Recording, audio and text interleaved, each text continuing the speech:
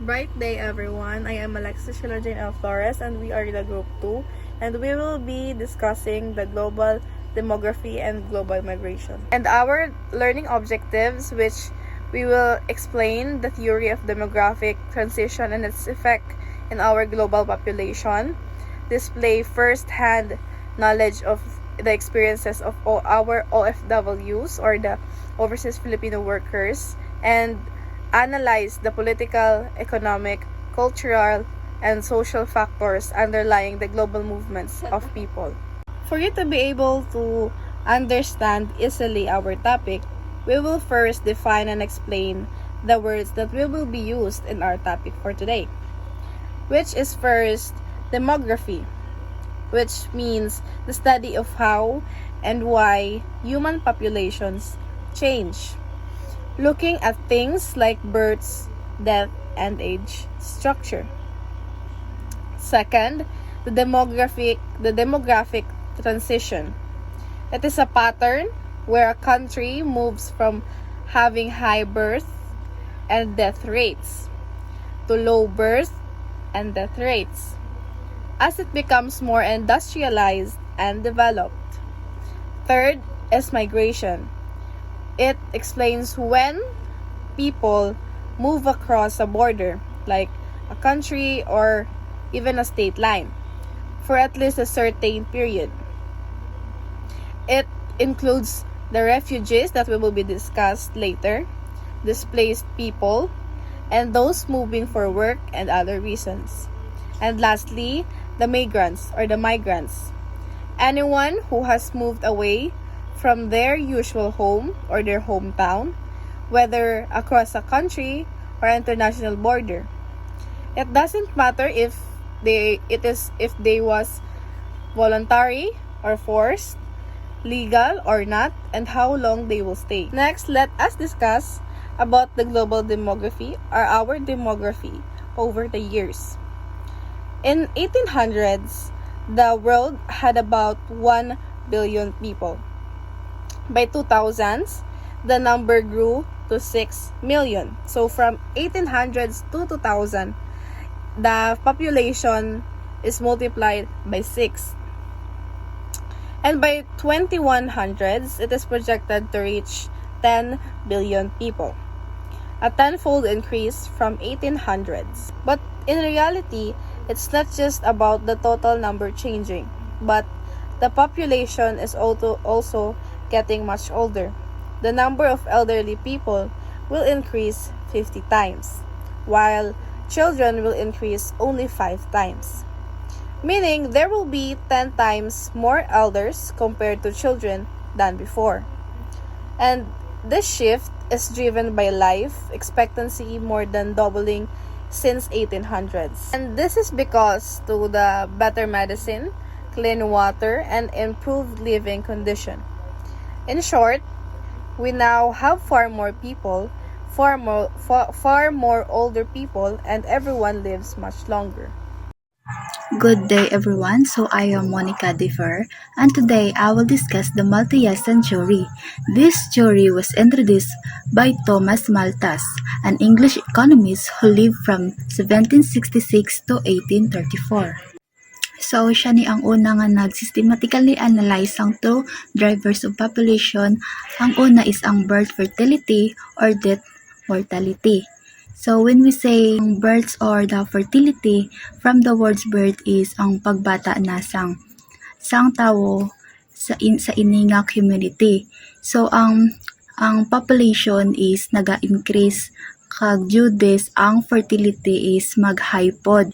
So, ang death naman or mortality is the death of people due to some reason.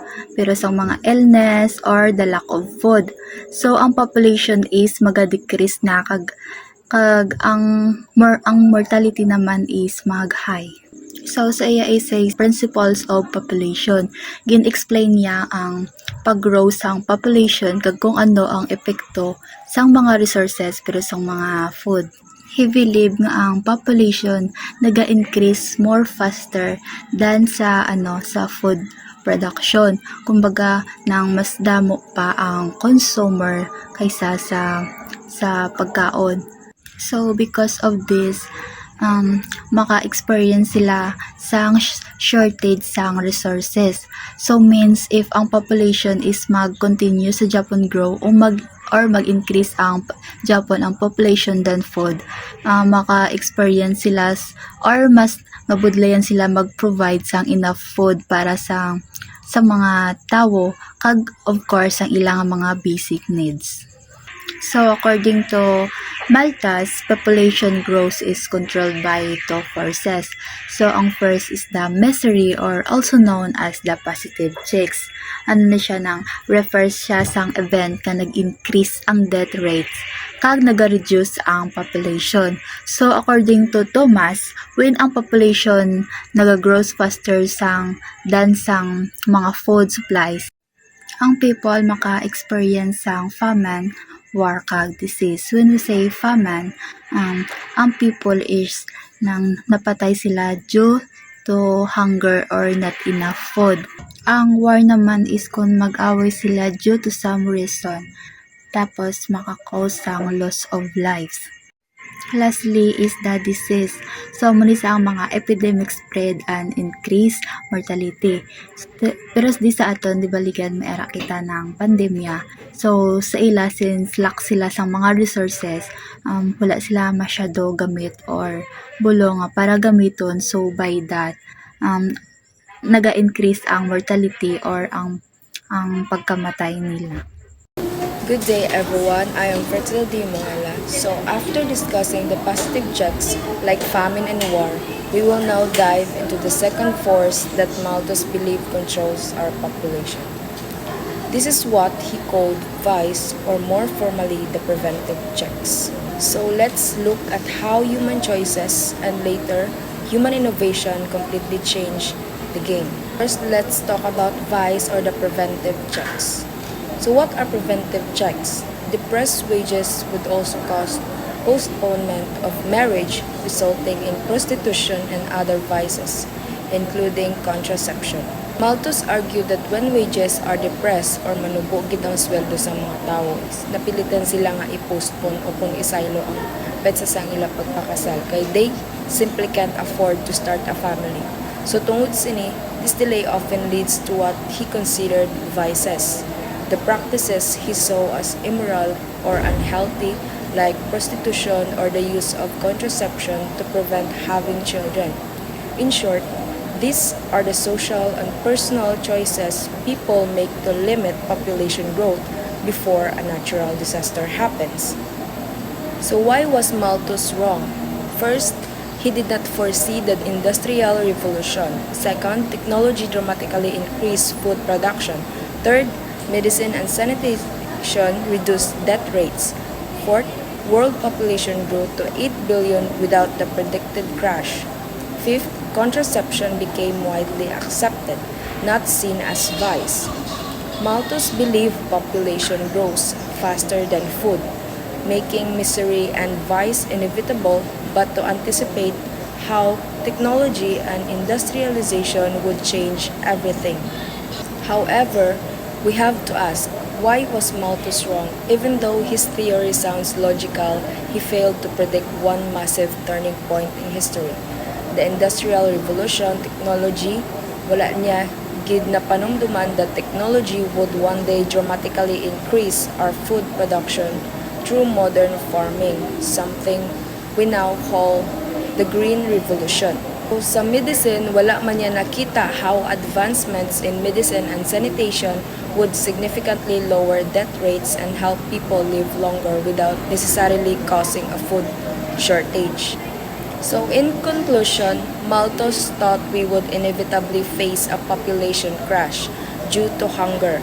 But today, the world has reached 8 billion people and we are still going. Gani sala gid siya because he underestimated human ingenuity, ang abilidad sang tao to use technology and innovation to change the way we live and survive. Bright morning, everyone. I'm Lopez Marian, and today let's talk about the demographic transition. The demographic transition. During the first half of 29th century, demographers conceived the notion of demographic transition.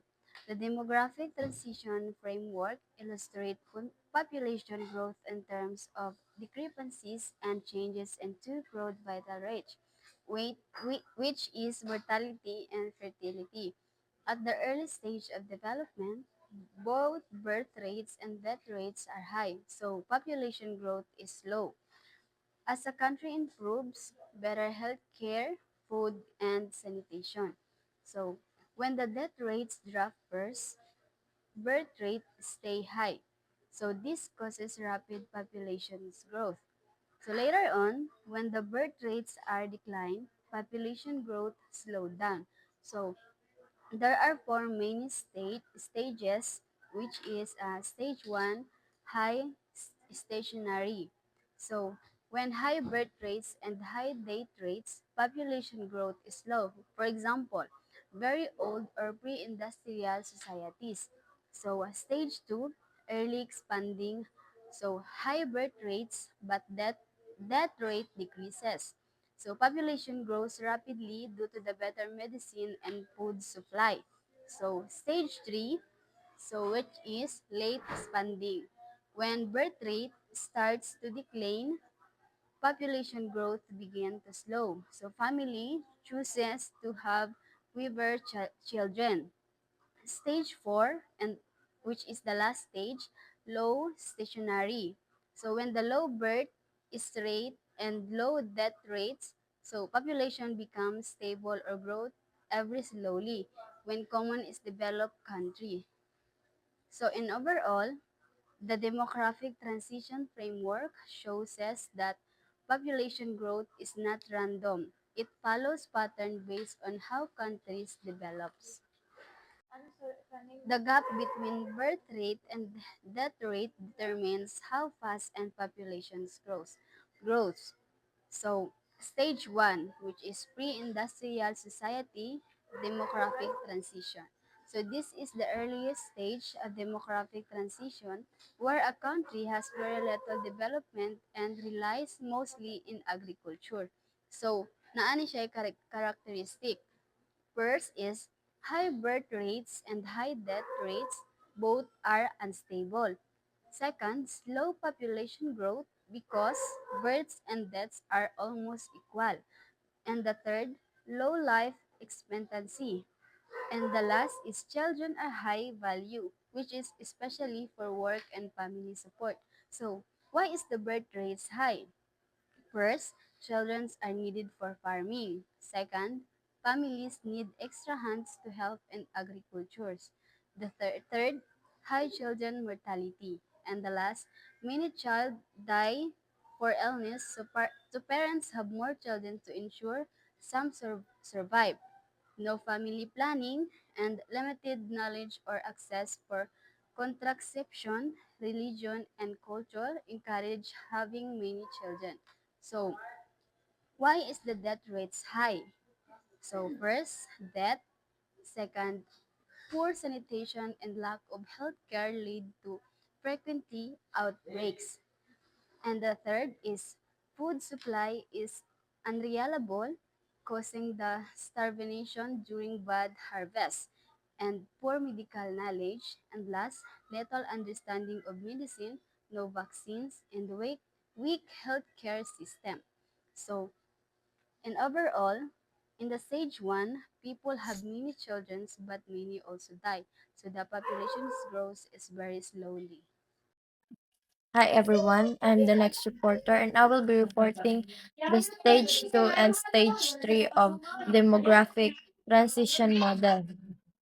So, the stage 2 of demographic transition model represents the early industrialized society that experiencing rapid population growth. So, this phase characterized by a sharply falling death rates, high birth rates, and high population growth. So why is it high in birth rate? It's because cultural norms favoring large families persist despite falling mortality or death rates, and children are still viewed as necessary for farm labor or family economic support.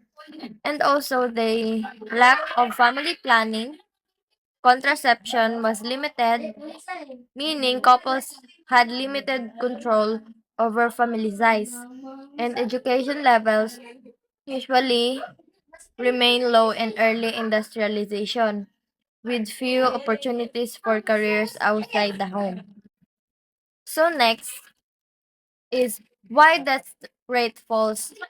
It is because of improvements in living standards, public health, and agricultural production, rather than immediate advance in curative medicine that enable more people to survive. So next is the stage 3. So the late industrial society is marked by a significant decline in birth rates following previous drops to mortality or death rates. And while the population still grows, the sharp gap between birth and death closes, showing overall growth compared to stage 2. So, why birth rate falls primarily? It is because the economic and social value of children shifts from being asset to being liabilities, which means from being family labor to requiring education and resources. And also it falls due rapidly to increased access to contraception, later marriages, and women participating more in the workforce. And also, as economic development increases, the need for child labor reduced. And lastly, why death rate falls? Mainly because of improved healthcare, like what I said in the stage 2. Better sanitation and increased agricultural productivity, providing more food. Society in this stage benefit from more sophisticated healthcare, including widespread use of antibiotics, vaccines, and specialized treatments that lower death rates across all ages, not just for infants. And it also improved in agricultural that ensures more stable and diverse food supply. Furthermore, in this stage, it has increased in literacy, especially for women, and has a higher standards in living that leads to better housing and safer working environments. Thank you. Good day everyone. I am Crisel Dayan Fina, and today I will discuss the stage 4 of the democratic transition model, also known the post-industrial society. The characteristic in this stage, countries experience low birth rate and low death rate. Because of this, the population growth become very slow or even zero. This means the number of people being born is almost equal to the number of people dying. Why is the birth rate low? There are several reasons why fewer babies are being born in this stage. First, family planning is widely practiced, so couple can choose how many children they want. Second, people have better health and education, especially women, which lead them to focus more on careers. The third or the last, there are later marriages, meaning people can decide to have children at older age or something not at all. Why the death rate low? On the other hand, the death rate is also low because first, there are good health care which help prevent the treat diseases. Second, there are reliable foods so people are well nourished. Third, people live much longer because of improved living condition and medical advancement. Stage 4 is a period where both birth and death rates are low, leading to a stable, slowly growing population. These are common highly developed countries where people enjoy better quality of life. Thank you. For this part, I will be discussing the criticism of the democratic transition theory. So, the democratic transition theory explains how population change as a country develops. However, it has some limitation. First, the theory is based mainly on Western countries like Europe, America, and Japan. Because of this, it may not fully apply to developing countries.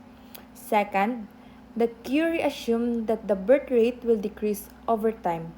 But in some developing countries, this does not always happen due to culture, poverty, and or limited access to the family planning. Third, at the time it takes for the country to move from one stage to another is not the same. Some countries develop quickly while others take long time. So, the theory is based on the past. Today, the world has changed because of technology, globalization, and government policies. So, population trends may be different. Thank you. The democratic transition theory is helpful in understanding population change, but it is not perfect. Every country is different, so we cannot apply the theory in the same way to all countries. Thank you.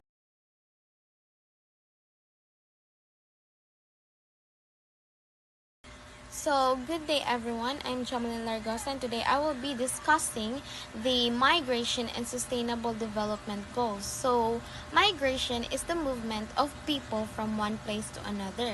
So, for example, is a person moving from the countryside to the city for work or someone going to another country for better opportunities. So, this topic connects to the United Nations Sustainable Development Goals or the SDGs. So, there are 17 global goals aimed at improving lives and protecting the planet by 2030. So migration is important to development for three main reasons. So, the first reason is that migration is a defining feature of the 21st century. So today, more people are moving than ever before because of better technology, transportation, and global connections. That's why organizations like the United Nations include migration in global plans. Diba? Example is that people can now easily find jobs abroad through the internet. And since may ara na ta advance nga mga transportation, flights make travel faster and more accessible. So the second reason naman is that migration contributes to economic and social development. So economically, migrants help economies grow by working in different jobs and sending money back home. Then socially naman is they also share new ideas and cultures which help societies improve. Then we have the third reason, which is the migration helps achieve the sustainable development goals by 2030 since it reduces poverty, supports economic growth, and promotes equality when properly managed. So there are also two reasons why the 2030 agenda is important. So first, it recognizes migration as part of development. So this means nga ang migration daw is not just about sang movement lang. It is also connected to progress in areas like ang education, health, also health para maka-access sila sa improved health services and the economy. Then second naman is migration is connected to all areas of development. So this means nga ang migration affects many sectors such as ang economy, education, health, and also environment. So because of this, migration is called most cross-sectoral or multidisciplinary. So in simple terms, migration impacts many aspects of life, so it must be included in different development plans. So migration connects to several SDGs. So some examples are, first is the goal 1, which is the no poverty. So migrant workers send money home, helping their families afford food, housing, and also education. Then next naman is the goal 4, which is the quality education. So a student example is a student migrates abroad for better education and later brings knowledge back to their home country. So, the last example naman is the Goal 5 or the gender equality. So, same sa mga women migrants, they gain jobs and become financially independent, empowering them in the society. So, that's all for my report and thank you for listening. Bright morning, everyone. I am the next reporter. I'm going to discuss first what is migrants. So, migrants is any person moving across an international border or within a state away from their habitual residence. So, it means migrants are people who move from one place to another. So, either within their own country or to another country. So, to live temporarily or permanently.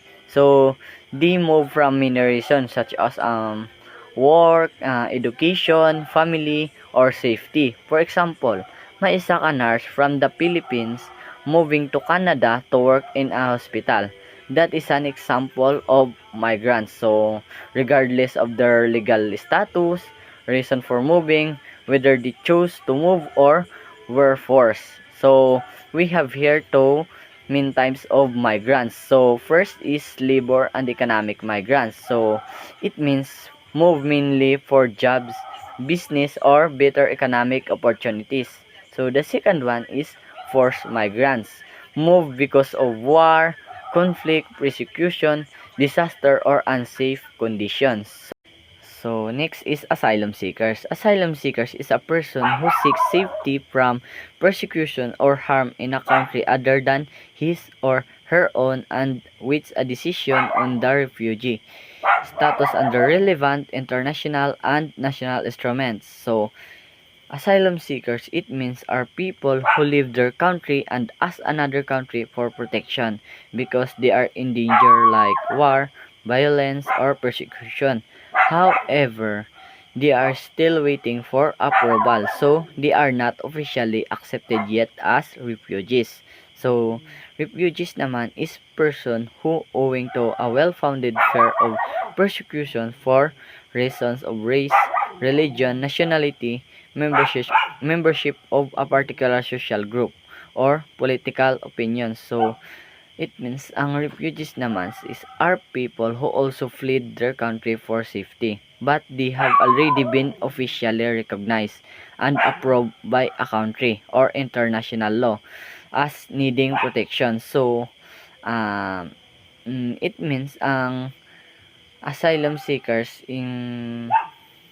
is gawit pa siya sang approval para ma-approvean ang ilang pagpangayo sang bulig. So ang refugee naman is already approved na, na-approve na kag na-recognize na sang iba na country or international law.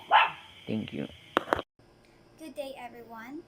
Before we start, let me introduce myself first. I am Isabel Loila Moco. As your final reporter, I will now lead the discussion on the multi-phased nature of migration and its diverse dimensions. First, ano na siya ang drivers of migration? Ang drivers of migration, amo ni ang reasons kung nga ang mga tao nag-move from one place to another. This can be grouped into three main categories. First, we have the economic and demographic factors, the environmental, and human-made crisis.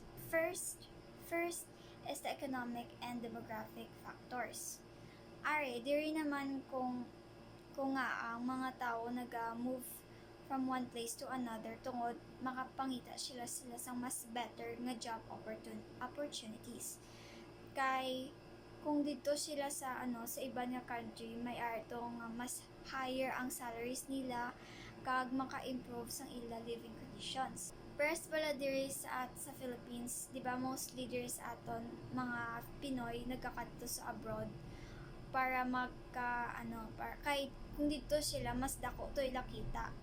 Pagid ang mga engineering, di ba kung diri sila sa Philippines do gamay lang diri ang sweldo kung diri sila gaobra. Pero kung dito sila, ang mga engineering, mas dako to ilang sakod kaysa diri sa Philippines. In short terms, people move to places where they believe life will be better financially or socially. Second is the environmental drivers. Diri naman ginatalk naman diri ang climate change, or natural disasters such as floods, droughts, and typhoons that can force people to leave their homes. Syempre kay, di ba, there is sa Philippines man, for example, there is sa Philippines, we are prone nga magka-typhoons there kay syempre lapit na sa ano. And then, of course, damo nga mga Filipinos nagasaylo or nagalayas ang ilang nga balay tungod it's unsafe kag hindi maka ano, it will be unable to support them for like their daily living. And that's why people migrate to safer places. However, environmental factors usually work together with other reasons as well, like poverty or lack of resources. Lastly is the human-made crisis. There naman gina-include ang mga problems like wars or conflict or corruption one. So these situations make life unsafe or unstable for people, forcing them to leave. First ang war be. 'Di ba kung may war, first ang Iran subong, may war nagatabo. Of course, damo nga mga taga-Iran nagasaylo sang iban nga lugar or nga much safer sila kay syempre hindi man sila kastay sa ilang balay nga may nagawar sa gwa, may nagagirahay kay syempre maano sila madalahig. Pwede man ang countries with high corruption or conflict. Amo ni maka-tend to lose people, while safer and more stable countries kaka-attract sa mga migrants. So overall, migration happens because of a combination of those three categories: the economic needs, the environmental, and the human-made crisis. So these drivers influence people's decision to move in search of a better, safer, and more stable life. That's all.